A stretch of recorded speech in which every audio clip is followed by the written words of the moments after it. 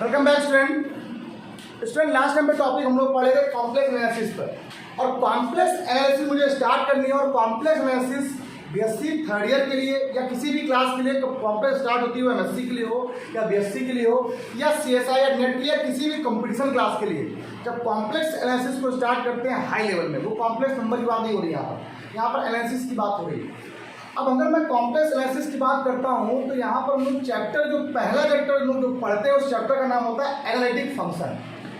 Analytic function के बारे में हम लोग ब्रीफली यहाँ पर पढ़ने वाले हैं। और क्या पढ़ेंगे, ये क्या होता है एनालिटिक फंक्शन, कैसे होता है, ये सब चीज़ें। इससे पहले मैंने आप लोग को थोड़ा बहुत आपको पता होगा, नहीं भी आता तो भी चीज़ें समझ में आती होंगी कि कुछ पॉइंट्स बताए होंगे, कॉम्प्लेक्स नंबर बताया होगा, कॉम्प्लेक्स प्लेन बताया होगा। ठीक, एक डब्ल्यू प्लेन होता है और एक जेड प्लेन होता है। दो चीज़ जरा समझ लो, वो कभी काम बहुत आता है एग्जाम में। दो चीज़ जरा समझ लो, ये थोड़ा इंपॉर्टेंट है। एक होता है जेड प्लेन, ठीक है, ये काम आएगा। एक जेड प्लेन, आप सबको मालूम है जेड प्लेन ये होता है। ठीक, जैसे मान लो कोई पॉइंट लिखा हुआ है 2,3, तो उसको आप लोग क्या लिखते हो, जेड इक्वल टू 2 + 3i, ये होता है जेड प्लेन। दैट्स मीन अगर कॉम्प्लेक्स नंबर को x + iy के फॉर्म में लिख दिया जाए तो इसको जेड प्लेन के नाम से जानते हैं। ये एक्स एक्सिस एंड ये वाई एक्सिस, ये जेड प्लेन होता है, जेड प्लेन। एक होता है डब्ल्यू प्लेन। अब कहोगे सर ये डब्ल्यू प्लेन है, ये जेड प्लेन, आप मुझे क्यों बता रहे हो, बहुत काम पड़ेगा। यहाँ पर ज़्यादातर डब्ल्यू ही प्लेन की लोग बात करने वाले हैं। एक होता है डब्ल्यू प्लेन। अब जरा समझना, जो आप लोगों ने 11th 12th में पढ़ा होगा वो आपने ये पढ़ा होगा कि all the combination of real part and imaginary part is called complex number, या the form of x + iy u + iv, ऐसे पढ़ा है, p प्लस, वो गलत है, u + iv नहीं होता। आप जो बताते हैं ये जो डब्ल्यू प्लेन बताने जा रहे हैं वो यही है। डब्ल्यू प्लेन क्या होता है, ये होता है u और ये होता है v। ठीक, मेरी बात सुनना, तो डब्ल्यू होता है वो ये होता है बेटा, u और u फंक्शन होता है x और y का, i v भी फंक्शन इसका होता है x और y का, इसको बोलते हैं डब्ल्यू प्लेन। डब्ल्यू प्लेन क्या है, डब्ल्यू प्लेन होता है u + iv, u + iv, where u यहाँ पे क्या है, v यहाँ पे क्या है, u is a function of x and y and v is a function of x and y। जैसे यहाँ पर ये क्या होता है, z किसका फंक्शन हो सकता है, x का फंक्शन है, y का फंक्शन है, एक्सेट्रा, समझने के लिए। पर यहाँ पर जो डब्ल्यू प्लेन होता है वो क्या होता है, u + iv के फॉर्म में होता है, जहाँ u क्या है, किसका फंक्शन है, x और y का, और v किसका फंक्शन है बेटा, x और y का। ये बात कर रहे हैं। और अगर इसको मैंने इमेजरी पार्ट में लिख दिया, और ये बात सब लोग जानते हो, ये इमेजरी पार्ट होता है और इसको रियल पार्ट, इसको रियल पार्ट कहते हैं, इसको इमेजरी पार्ट कहते हैं। ऐसे ये भी रियल पार्ट है, ये इमेजरी पार्ट। तो दो प्रकार के प्लेन आपको यहाँ पर दिमाग में बसा के चलने की, जेड हमेशा कंसिडर होगा x + iy और w हमेशा कंसिडर होगा u + iv से। और u है क्या, ये w एक फंक्शन ऑफ जेड है। W यहाँ पे क्या है, फंक्शन ऑफ, W बराबर यहाँ पे लिख देंगे फंक्शन ऑफ जेड। W यहाँ पे क्या है, एक real valued function of Z, real valued function of Z. इसी के बारे में मुझे पता है।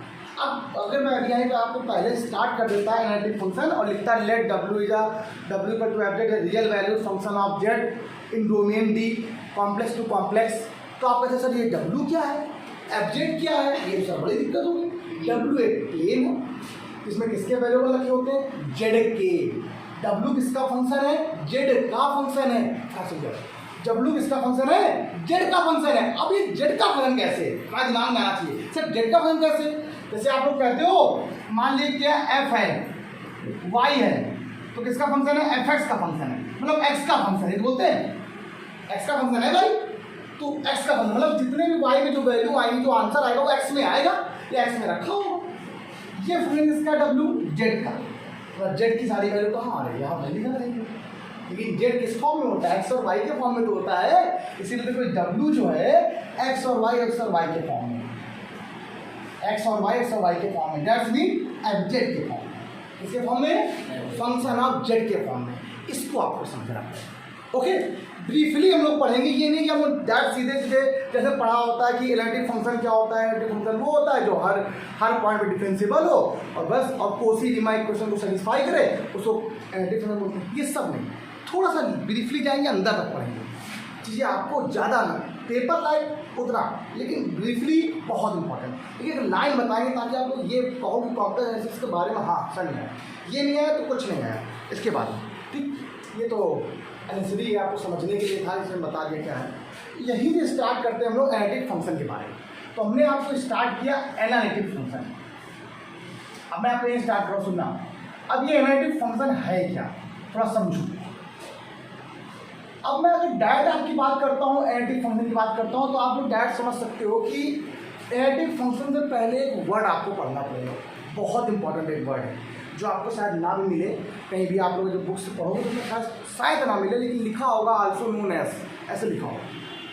एनालिटिक फंक्शन को ये भी बोला जाता है, लेकिन मैं उसको अभी बोल नहीं रहा हूँ, मैं आपको समझाना चाह रहा हूँ। सुनना, एक वर्ड होता है उसको बोलते हैं रेगुलर पॉइंट, गजब वर्ड। इसके बारे में पहले समझो।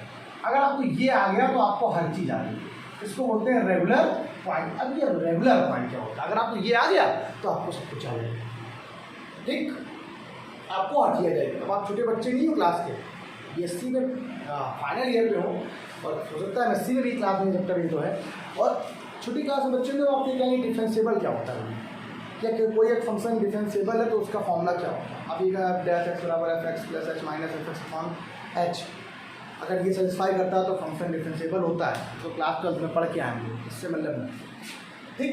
रेगुलर पॉइंट से हम लोग मतलब रखते हैं, रेगुलर पॉइंट लेट करते हैं। सुनो, इसको पढ़ दूँ क्या, इसको पढ़ो क्या समझ लिखना होगा आपको कुछ को। एक काम करो, जरा पॉज करके 2 मिनट लिखिए, ठीक, लिखो बता दें।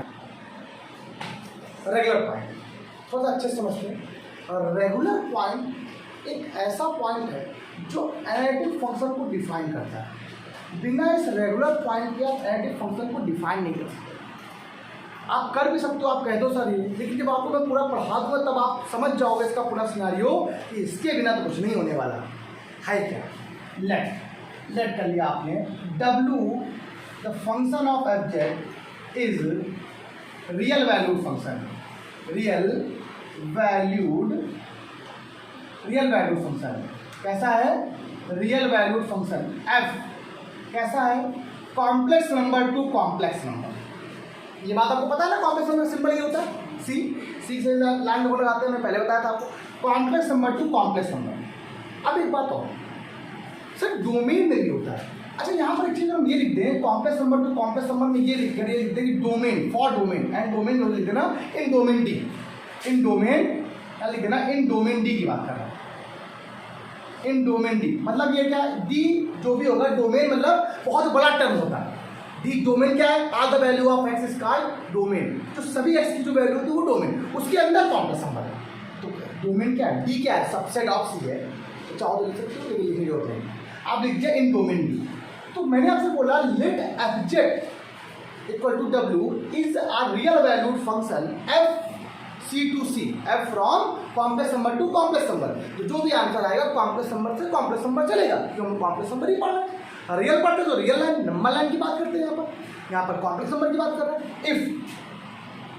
If Z equal to Z naught, if Z equal to Z naught, मान लिया आपने यहाँ पर Z equal to Z naught है। If Z equal to Z naught, there exist, मेरी बात सुनना, देयर एग्जिस्ट, ठीक है, for all there exist mod Z minus Z naught less than और equal to delta, where delta is greater than 0। अब सुनो मेरी बात, यहीं से ये वर्ड समझ में आने वाला है, यही तो आपको बताना है, आपको मुझे समझाने दो। ये चीज़ क्या है, मैंने बोला W क्या, अभी क्या जब फिगर बना दूंगा ये सब चीज़ें ऐसे होगा हल्के में लग गई। W क्या है, function of Z is real valued function complex to complex in domain D की बात कर रहा है। रेगुलर पॉइंट क्या है, if Z equal to Z naught, Z क्या है, Z equal to Z naught मतलब कोई एक जेड नॉट पॉइंट पर, मतलब ओरिजिन की बात कर ले, अगर एक पॉइंट एक ऐसा पॉइंट है Z naught is a regular point and z naught, so and z naught is a regular point, is a regular point if there exists a regular point if there exists at if there exists differentiable at every point at every point पर differentiable. कौन?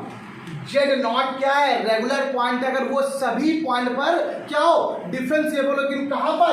Z minus Z naught less than delta, less than delta. Delta यहाँ पे क्या है? ये Z not यहाँ पे क्या है? रेगुलर पॉइंट है।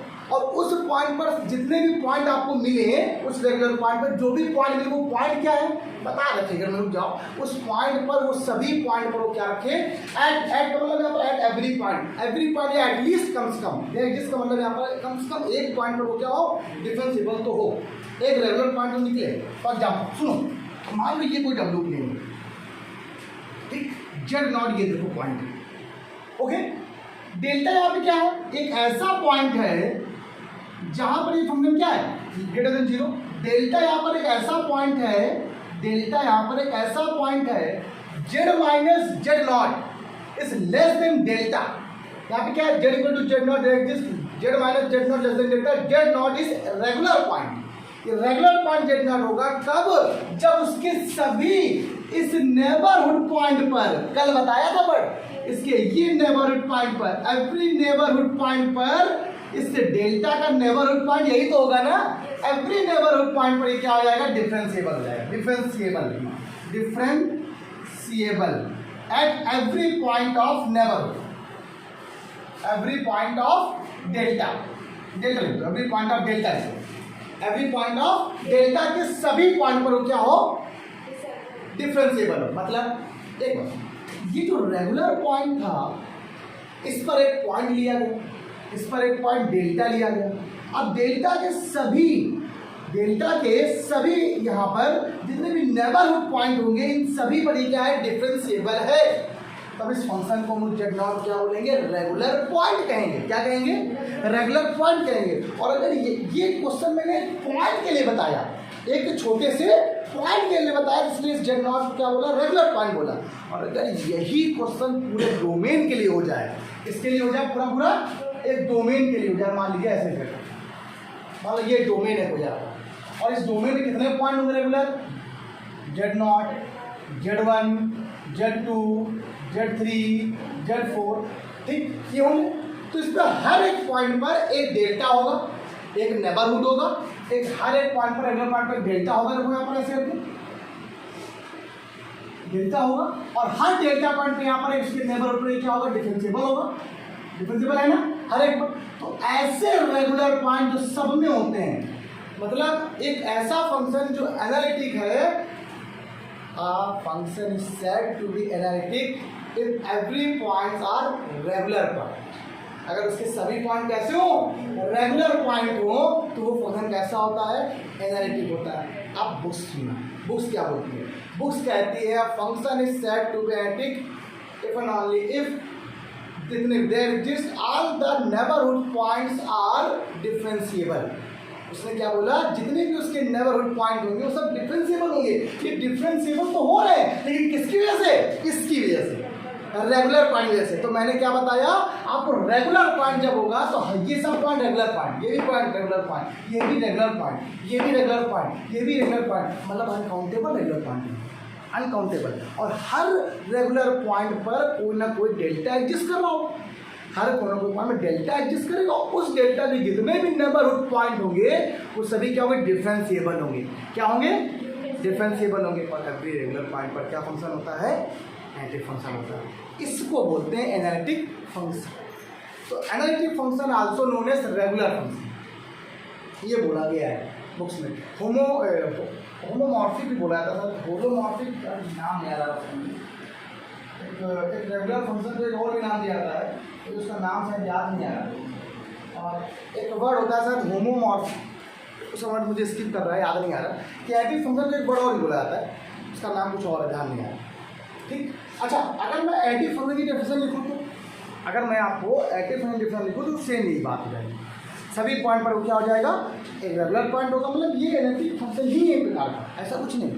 ये बताओ आपको सबको समझ में। तो एनालिटिक फंक्शन क्या होता है? अब आपको बहुत अलग बताते हैं। एक फंक्शन एक ऐसा फंक्शन होगा, कम से कम एक तो डिफरेंशिएबल होना चाहिए, सारे जरूरी होता है। इस पर डिफरेंशिएबल हो डेल्टा पर, और इसके जितने भी नेबरहुड पॉइंट हो उन सभी पॉइंट पर डिफरेंशिएबल होना चाहिए। एक कम से कम एक डिफरेंशिएबल मिला। किस पॉइंट? डिफरेंशिएबल तो हर एक पॉइंट पर होता है ना, x बराबर 1 पर, x बराबर 2 पर, x बराबर 3 पर, ईच नेबरहुड पॉइंट पर वो क्या होना चाहिए? डिफरेंशिएबल होना चाहिए। और इसके कितने नेबरहुड पॉइंट हैं? अनकाउंटेबल। हर अनकाउंटेबल पॉइंट पर वो क्या होना चाहिए? नेबरहुड पॉइंट पर वो डिफरेंशिएबल होना चाहिए। लेकिन आपके एग्जाम में ये नहीं आया ना, आपसे कभी ये पूछे, आपको सिर्फ इन नॉलेज के लिए बताया है, कभी आपने कोई एग्जाम दिया तो सुना नहीं। आपके एग्जाम के लिए दूसरा क्वेश्चन पूछे, चेक करने के लिए दूसरी क्वेश्चन है। तो अगर मुझे ये पता करना हो कि ये फंक्शन एनालिटिक है कि नहीं है, तो उसके लिए हम CR इक्वेशन का यूज करते हैं। किसका यूज करते हैं? CR equation. अब ये CR इक्वेशन क्या होती है? CR इक्वेशन को एक्चुअली हम लोग कहते हैं क्या? Cauchy Riemann equation. Cauchy Riemann equation कहते हैं। This is the necessary condition to check the analytic function. Analytic function को चेक करने की ये बहुत अच्छी रूल होता है। तो हम आपको इसको रूल को लिखवाएंगे और इस रूल को प्रूफ कराएंगे पहले, उसके बाद सकता है। सुनना, होती क्या है? कोसी को बोलते हैं CR इक्वेशन। एक काम करो, नोट कर लो, तो फिर आपको कोसी रीमान इक्वेशन बताएंगे। फिर एक बार एनालिटिक्स इक्वेशन लिखवा देंगे। हाँ, तो बच्चों देखो, अभी मैंने आपको रेगुलर पॉइंट बताया नहीं, सब पॉइंट था वहाँ पर, पूरी सेम डेफिनेशन मैंने ये लिखवाई थी पहले। अब क्या लिखवाई? छोटा सा बस एक वर्ड बदल गया है। यहाँ पर क्या आ गया? बस यहाँ पर एक वर्ड क्या आ गया? बस वही बात हो रही थी ना। अब रेगुलर पॉइंट तो एक पॉइंट होता है, लेकिन डोमेन की अगर बात करें तो डोमेन बहुत बड़ा होता है, उसमें बहुत सारे रेगुलर पॉइंट बनेंगे। तो उन सभी रेगुलर पॉइंट पर क्या लिखा हुआ है? F Z is real valued function in domain D, the function F Z is said to be analytic z equal to z naught if there exists a neighborhood, there exists a neighborhood। उस neighbourhood, या मैंने word बोला, फिर मैं बता दे रहा हूँ एक बार। मान लो ये कोई ग्राफ है आपके पास और ये z नॉट है, इस पर कोई एक नेबरहुड है, यहाँ पर देखो मान लो ऐसे करके, और जिसके neighbourhood z minus z not less than delta, delta से क्या है? छोटी वैल्यू पर आ रहा है, मतलब यहाँ पे आ रहा है। एट ऑल पॉइंट, जहाँ पर सभी इसके नेबरहुड, इसके अंदर जितने भी नेबरहुड पॉइंट पर वो डेल्टा एग्जिस्ट करेगा, मतलब एफ डैश जेड एग्जिस्ट करेगा। दैट्स मीन डिफरेंशिएबल होगा। क्या होगा? और डिफरेंशिएबल में यूनिकनेस प्रॉपर्टी रखता है, इसको यूनिकनेस प्रॉपर्टी कहते हैं। अच्छा, इसी को और अगर आप लोग नोट डाल के लिख दो तो also known as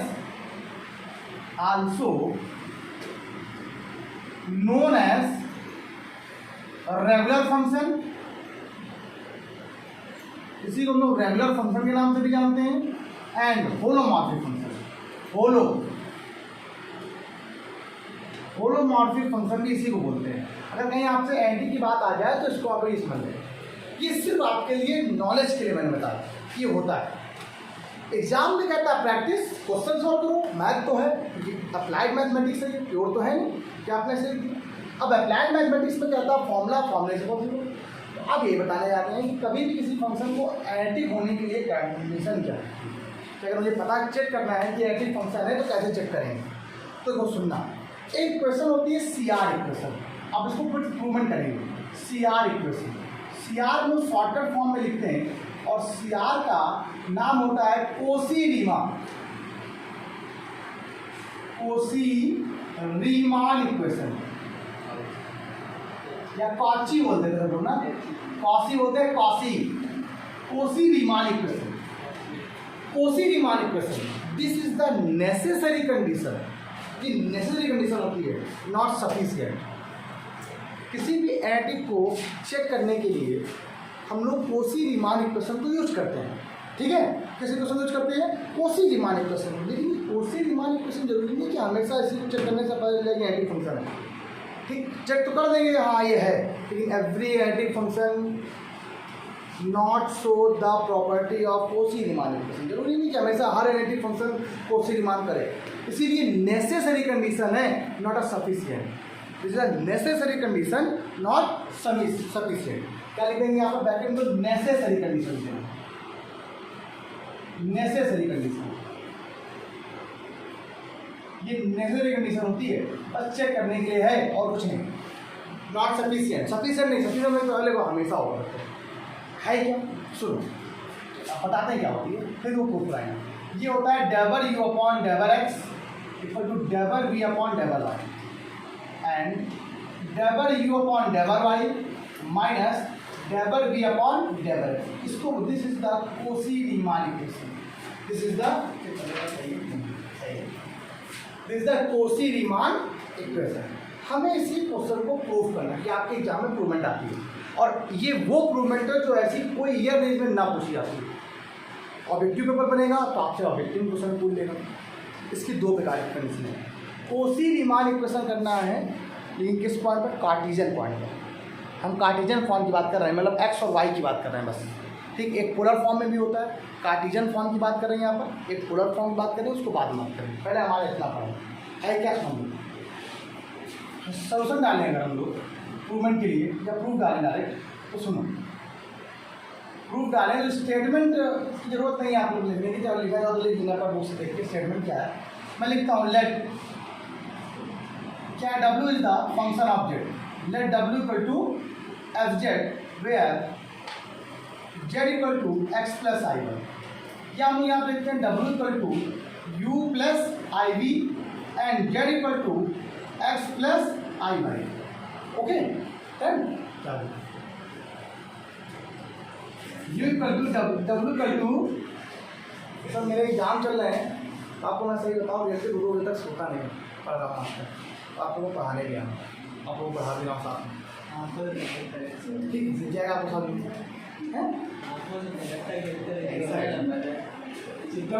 you plus I we, बस यू प्लस आई वी। अब ये यू प्लस आई वी की बात करते हैं, दिखाते हैं हम। अच्छा W ये क्या है? प्लेन है, तो फंक्शन कौन सा है? एक्स का और वाई का, u और v है। W एक क्या है? प्लेन है। तो W अगर प्लेन की बात करें u ब्रैकेट में x कॉमा वाई प्लस आई v x कॉमा वाई, तो यहाँ पे अगर ध्यान दें तो u भी एक क्या है? फंक्शन ऑफ z है। u एक क्या है? फंक्शन ऑफ x और y है, और v क्या है? फंक्शन ऑफ x और y, मतलब z का फंक्शन है। तो z का फंक्शन है, w को अगर हम z के रेस्पेक्ट पर अगर डिफरेंशियल कराएंगे तो dw अपॉन dz, चाहे इसके लिए करो चाहे इसके लिए, दोनों के लिए बराबर आएगा ना, ठीक। तो दो एक्सिस बन जाते हैं आपके यहाँ पे। अगर मैं तुम इसको देखो तो एक u होता है रियल वाला, इसको हम लोग x के नाम से जानेंगे, और ये हो जाएगा y वाला। तो अगर मैं ये बात करूँ एट एक्स एक्सिस की बात करूँ या along x axis, along x axis की बात करता हूँ मैं, मेरी बात सुनना, तो मैं आपको बताने जा रहा हूँ। अगर अलॉन्ग एक्स एक्सिस की बात करता हूँ तो dw अपॉन dz, मेरी बात सुनो जरा, dw अपॉन dz क्या बनेगा? इसको मैं ये लिख सकता हूँ डेल, ऐसे याद होगा, del w upon del z limit z tends to 0। आपने ये पढ़ा जब आप 12th में गए होंगे, जब आपको डेरिवेटिव पढ़ाया गया होगा कि सही ddx वाई कैसे बन जाता है, तो आपको बताया गया होगा लिमिट t टेंस टू या x टेंस टू 0 पर del y upon del x लिखा होता था। तो उसको हम लोग बहुत छोटी वैल्यूज के लिए, बहुत लीस्ट वैल्यूज के लिए हम लोग उसको यूज करते हैं। इसका यूज करते हैं हम लोग, इसका यूज करते हैं, ठीक, डेल्टा लेते हैं। अब यहाँ पर हम लोग यहाँ पर लेते हैं डेल्टा। अच्छा ये बताओ dw पर dz, जेड क्या है? जेड क्या? जेड मतलब x और y, लेकिन हम बात किसी कर रहे हैं तो हम यहाँ पर x लिख देंगे, ठीक। क्या लिख देंगे यहाँ पर? लिमिट। अब हम लोग यहाँ पर इसकी बात करने वाले हैं, एक्स की क्या? तो बच्चों को प्रॉब्लम ये नीचे यहाँ पे लिमिट डेल जेड की बात कर रहा है, नीचे कोई कोई जब जीरो होगा, ठीक, कोई दिक्कत नहीं, बहुत कम वैल्यू। अब ये बदल जाएगा तो ये बन जाएगा dw अपॉन dx बन जाएगा। एक बात समझ सकते हो, या इसको हम पार्शियल में लिखते तो डेबल सकते हैं, devil u upon devil x। बताओ devil w upon devil Z, ये बताओ आप लोग समझाया कि नहीं? डेबल w अपॉन डेबल ये लिखिए, बहुत काम है। इसके लिए सिर्फ एक्स की बात कर रहा है, इसके बराबर आपका इसके आगे ही आ गया। मैं चाहता तो उसको डायरेक्ट लिख सकता था, लेकिन मैं आपको बता रहा हूँ कैसे होगा। सिमिलरली अलॉन्ग वाई एक्सिस की बात करें, अगर हम लोग वाई एक्सिस की बात करते हैं तो अगर हम लोग वाई एक्सिस की बात करेंगे तो वाई एक्सिस में कुछ चीज़ें बदल जाएंगी। सुनना, जब एक्स एक्सिस की बात कर रहे थे तो एक्स एक्सिस में तो कोई जेड रहता, कोई दिक्कत नहीं, लेकिन जब वाई एक्सिस की बात होती है ना तो वाई एक्सिस में आई भी आ जाता है, इमेजरी पार्ट भी आ जाता है, तो वहाँ पर आई वाई बन जाएगा। आपको क्वेश्चन क्या बनेगा? आई एक्स डेल एक्स जहाँ बन रहा था, del X del Z equal to del X, यहाँ पर क्वेश्चन क्या बनना था? डेल जेड इक्वल टू यहाँ पर बनना था डेल एक्स। इस क्वेश्चन के यहाँ बनेगा जो डेल जेड होगा वो आई डेल वाई के बराबर हो जाएगा। यहाँ पर काम पड़ेगा इसका, क्यों? देखो डी डब्ल्यू अपॉन दिख रहा है ना डी जेड बराबर, इसको अगर लिमिट के फॉर्म में अगर हम ऐसे लिख दें तो जाएगा यहाँ पर, देखो ऐसे बन जाएगा, ऐसे बने भाई, ये डी जेड है दोनों के बराबर है। अगर मैं इसको थोड़ा सा अगर अरेंज कर दूं limit del Y tends to 0 पर, तो डेल डब्ल्यू अपॉन ये क्या बन जाएगा, इसकी वैल्यू इसके बराबर हो जाएगी, ये जाएगा तो आपके पास आई डेल वाई बन जाएगी, बन जाएगी बन जाएगी। और इसको तो मैं और दूसरे फॉर्म में दूँ डेबर यू अपॉन आई डेबर वाई। और अगर इसको और आगे लिख दूँ तो 1 अपॉन आई की वैल्यू क्या होती है, माइनस का 1 अपॉन आई की वैल्यू क्या होती है, माइनस आई होती है, क्या होती है माइनस आई डेबर यू अपॉन डेबर वाई। ये बात आपको समझ में बहुत ज़्यादा ही अच्छी वो है ये इम्प्रूवमेंट। और दूसरे में आपको इम्प्रूवमेंट दूसरा अलग तरीके से, लेकिन ये सबसे ईजी तो है सिंपल। फंक्शन डब्ल्यू किसका है, जेड का फंक्शन होता है, जेड में एक्स और वाई दोनों होते हैं। अगर मैं किसी भी फंक्शन को जेड के रेस्पेक्ट में डिफरेंशिएट कर रहा हूँ, उसका मतलब मैं एक्स में भी कर रहा हूँ वाई में भी कर रहा हूँ, दोनों बराबर होगा ना। अगर मैं उसी बात ये कर दूँ, अगर एक्स एक्सिस की बात कर दूँ, अलॉन्ग एक्स एक्सिस पे करता हूँ तो अपॉन में क्या एक्स आ जाएगा, अपॉन में वाई आ जाएगा। लेकिन क्या ये बदल जाएगा, क्या ये तो वही रहेगा ना। इसका मतलब ये दोनों का सेम है, मतलब ये वैल्यू इसके बराबर और ये वैल्यू इसके बराबर, तो ये दोनों आपस में क्या हो गए, ये दोनों इक्वल है कि नहीं। अगर मैं अगर बात करूँ तो ये दोनों आपस में इक्वल है, इक्वल। अब अगर मैं दोनों की बात करता हूँ तो डेबर यू अपॉन डेबर ये दोनों के आपस में बराबर हो गया। तो अगर सिंपल जरा यहाँ पे ध्यान दो, ये वी वैल्यू ये आ रही है, वी वैल्यू है, तो इसका मतलब अगर क्वेश्चन नंबर फर्स्ट और सेकंड की बात करें, फर्स्ट और सेकंड की बात करें, फर्स्ट एंड सेकंड, तो दोनों आपस में बराबर हो। डेबर यू अपॉन डेबर एक्स इक्वल टू क्या हो जाएगा, माइनस का आई डेबर डब्ल्यू अपॉन डेबर वाई। क्लियर? अभी डब्ल्यू क्या है, डब्ल्यू क्या है बताओ, यू प्लस आई भी तो है, माइनस का आई, डब्ल्यू क्या है, यू प्लस आई भी तो है, अलग कर दो, ये जगह डेबर यू अपॉन डेबर एक्स प्लस आई डेबर बी अपॉन डेबर एक्स इक्वल टू माइनस का माइनस आई डेबर यू अपॉन डेबर वाई, ये आई एक्स का क्या होता है -1 प्लस का डेबर बी अपॉन डेबर वाई। सॉल्व हो गया, प्रूवमेंट सॉल्व हो गई। रियल और इमेजिनरी पार्ट को अलग अलग इक्वेट कर लिया। क्या कर लिया आपने रियल और इमेजिनरी पार्ट को, अगर मैं इसको रख कर दूं थोड़ा सा, मैं यहाँ लिख दे रहा हूँ, ठीक। सुनना, यहाँ बताओ रियल पार्ट क्या है, डेबर यू अपॉन डेबर एक्स। यहाँ रियल पार्ट क्या है, क्या हो गया, डेबर यू अपॉन डेबर एक्स बराबर क्या आ गया, डेबर बी अपॉन डेबर वाई। एंड इमेजिनरी पार्ट क्या है, डेबर बी अपॉन डेबर एक्स इक्वल टू माइनस का डेबर यू अपॉन, तो आप इसको डेबर यू अपॉन डेबर वाई पर तो माइनस का डेबर बी अपॉन डेबर X. This is the Cauchy Riemann equation for Cartesian plane के लिए। कार्टेशियन प्लेन की बात करें तो ये होती है कोशी-रीमान इक्वेशन, या इसको लोग सीआर इक्वेशन के नाम से भी जानते हैं। ठीक, आज के लिए इतना ही रखो। और इसलिए मैं कह रहा हूँ कि थोड़ी वीडियो लंबी भी हो जाएगी, हो गई है, और इतना रखो मैं इससे क्वेश्चन बताऊंगा एडिटिव फंक्शन कैसे निकाला जाता है या क्या क्या होता है। तो नेक्स्ट टाइम पे मैं आपको सिर्फ इसके फॉर्म क्वेश्चन बताऊंगा, क्या क्या चीज़ें होंगी। और आई होप आप लोग को ये बात समझ आ रही है, जैसे मैंने बहुत ही ज़्यादा वीडियो में पढ़ाया और समझाया भी है। ठीक, लाइक शेयर सब्सक्राइब करते रहो, पढ़ते रहो खूब अच्छे से। आज के लिए इतना ही, बाय बाय क्लास।